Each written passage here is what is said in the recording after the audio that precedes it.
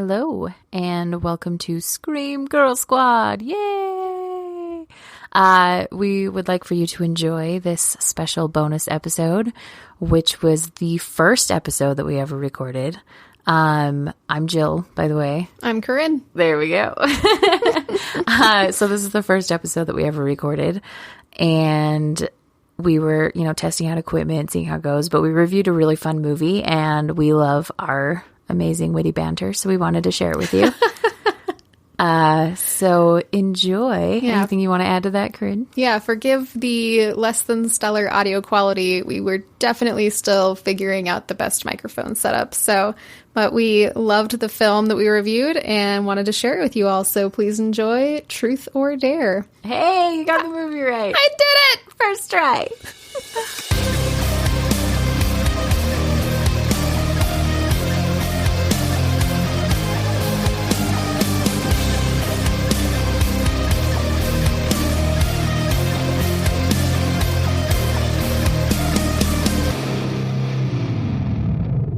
Welcome to Scream Girl Squad. My name is Jill, and with me is Caryn. She likes cats more than people. That's a fact. I'm Caryn. With me is Jill. She's the easiest person in the universe to bait into getting a young Frankenstein quote-off going. Hey, Jill. Stay close to the candles. The staircase can be treacherous. Yeah. Yeah, it can. It's a really good one to quote, just saying. It's true. Quote for any occasion. But the downside is no one wants to watch Young Frankenstein with us because we don't watch Young Frankenstein. We basically lip sync Young Frankenstein. We perform Young Frankenstein. Oh, I like that. Yeah. That is exactly what we do. So when we're not performing Young Frankenstein, we do watch other horror movies. Ones that are actually scary. Yeah. Ish. Yeah, depending on the week, I think. It depends on the mood. There's been some winners and some losers. Yeah. This last week we watched... remember the plot? The plot was that they played... do? A game? Not hide and... Truth or Dare. There you go. We watched Truth or Dare. Eventually. I've got a mental block about it. So we watched Truth or Dare, which is pretty new. Came out in 2018. Yeah. We took our time getting to it. I knew nothing about it, but creepy smiles and asking people truth or dare. So I went in with low expectations. Oh, totally low, except for the fact that I knew it was a Blumhouse picture. And they usually do pretty solid work. Like, they put out the Insidious movies, and they did Happy Death Day, which is my favorite movie. Love it. So we checked out Truth or Dare, and I can't remember what possessed us, no pun intended, to watch it this week. I think just... Well, we were going to watch something else, and then it wasn't available anywhere. That's right. So we just kind of scrolled around and said, hey, that one looks interesting. Yeah, you can't find Ghost Watch anywhere. And I even tried to buy it on DVD, and because it was a BBC special, you can't get it, or at least I couldn't find it, with USA coding. It was PAL coding, which I guess is what they use over there. I don't know. So, that means you can't watch it here? I don't know. Yeah, you have to watch it on a DVD player that was manufactured in that same region. That's dumb. I have the same problem with some DVDs that I stupidly bought on my study abroad in Spain. They're in the basement, can't watch them. My cousin brought home numerous DVDs from the Philippines. We can watch all those. What's the difference? We must be in the same region. I think there's a bunch of different regions. Okay. But anyway, so we were going to watch Ghost Watch, and we were extremely bummed that we couldn't. And we saw that Truth or Dare was available. You did that thing where you scroll through and you're like, hey, that one doesn't look too terrible. Yeah. We did, in the process of looking for a film to watch, we did subscribe to Shudder, which was a long time coming. It's true. And added a bunch of really bad-looking movies to our watch list. Which is just our favorite thing. Yeah, so you can look forward to hearing us review those. But, so Truth or Dare, which now I keep wanting to call Happy Death Day, directed by Jeff Wadlow. Bunch of people in it that looked vaguely familiar because I suspect they're related to other The main actors. girl played Aria in Pretty Little Liars. That was kind of a popular show. So oh, yeah. So I've seen previews for that. Yeah. Heard of Pretty Little Liars. The main guy was on Teen Wolf. So another youth-centered I was about to say, your familiarity level with the young adult TV, I think, is a little teensy bit higher than mine. Yeah. There's nothing wrong with that. I have a problem. I love young adult drama, soap opera shows, and I watch them all. I love young adult books. They're so easy to read. Exactly. It's the same thing. It's like, you want something mindless, you want some good drama. You need absolutely no mental energy to get through it. Exactly. And who has any of that left after a hard day of adulting? Mm-hmm. Mm-hmm. So, yeah. So, Happy Death Day, Jill, refresh me on the plot, since I'm terrible at remembering plots and I will tell you about Truth or Dare, the movie we actually watched. Oh my god! I was looking at the IMDb page. That is the best part. So, Truth or Dare is about some youngins who decide to go to Mexico for spring break. And they sort of play up that this main chick is like holier than thou, always makes the right choices, right? So they like convince her, no, don't go build houses in Africa, come to Mexico and have a wild weekend. Like, that's a big deal. So they all go to Mexico.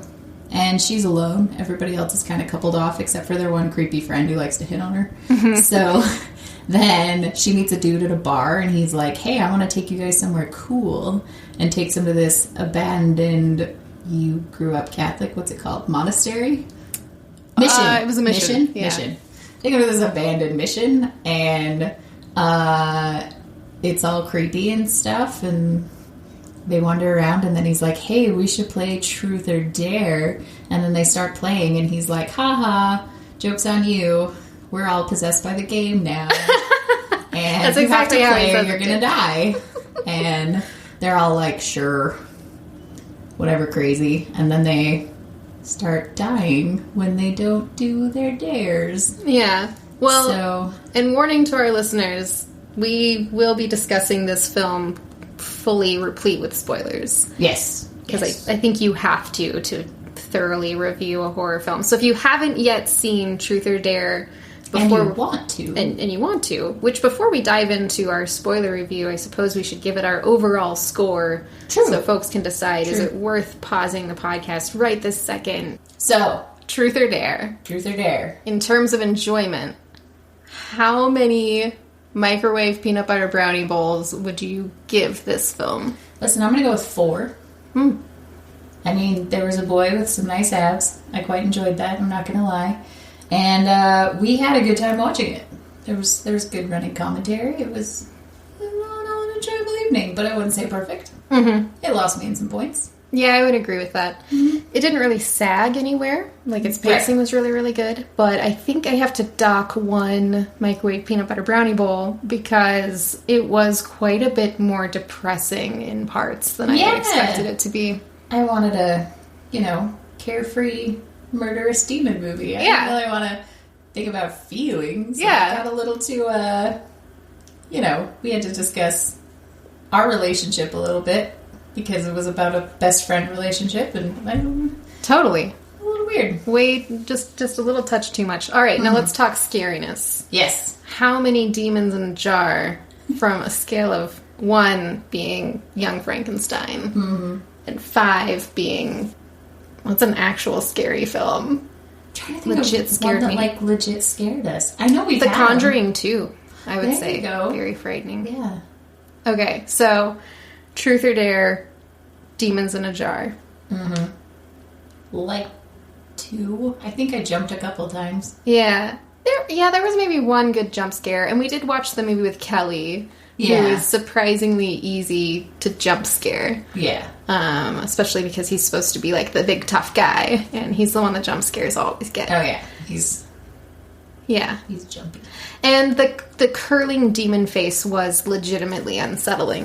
Yeah, like the weird, creepy smile thing that they did at each other was not okay with me. Yeah. But on the whole, I agree. 2 demons in a jar for Truth or Dare. Mm-hmm. Which, it's a struggle to say that film's name. I know. Spoilers. Awesome. Okay, so I think the thing that stuck with me the most about that movie was the traumatic elements of it. Yeah. The way that some of the people died was so heartbreaking. And that's actually one of the coolest things about horror, and one of the reasons that I love it so much is because it forces the characters to make these horribly difficult decisions. So I loved what they did in the film there. But I was just hoping for different endings. I wanted like a surprisingly happy ending for some of these kids. I don't love horror movies always. Sometimes I like it, but that leave it open for sequels with like no wrapping it up. Like instead this one, spoiler alert, unleashes the demon through the internet to the whole world. And then the end, like, why is that the resolution? And I guess that there is a little bit of room for a sequel, because maybe somebody out there in the world would find a way, using that same power of the internet, to outsmart and trap the demon again. But it was definitely one of those endings where everything is lost. You know, like a cabin in the woods type ending where they doom the whole world. Yeah. And it's so it ends, everybody has to take their turn for truth or dare. And you can only have one truth per 2 dares, right? And the dares were getting... Or other way around. Other way around. Yeah, two truths and a dare. And a dare. Yeah, so you can't just do truth all the time.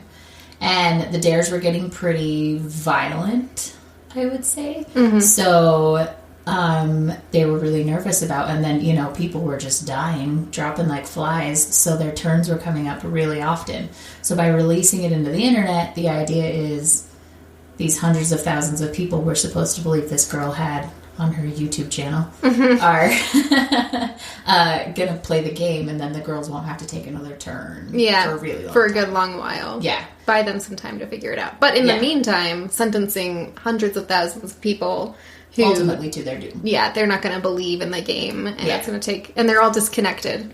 This group of friends had the benefit of immediately connecting the dots that, oh, he died because someone dared him to expose himself on a pool table and he didn't. Right. Which, like, 5 microwave peanut butter brownie bowls for that first death, because that was... so much tension. I was like pulling the blanket up to my face. Yes, and he like the way he like fell and snapped his neck, and it was quite hard to watch. It was pretty visceral. It got the reaction out of me that I think the creators wanted to get. So overall, pretty good. Yeah. Well, and what was interesting for me was the relationship between the 2 best friends. They were best friends their whole lives. But then by playing Truth or Dare, they realized they'd actually been lying to each other about a crap ton of stuff for, like, their whole lives. And, like, big things, which to me, like, how are you best friends who lie to each other about huge things? Like, that begs the question, hard. Jill. What haven't you been telling me for the past 30 years? One time... pushed my brother downstairs. You did. Blamed it on the dog. No. Okay. I'm quoting the cookies.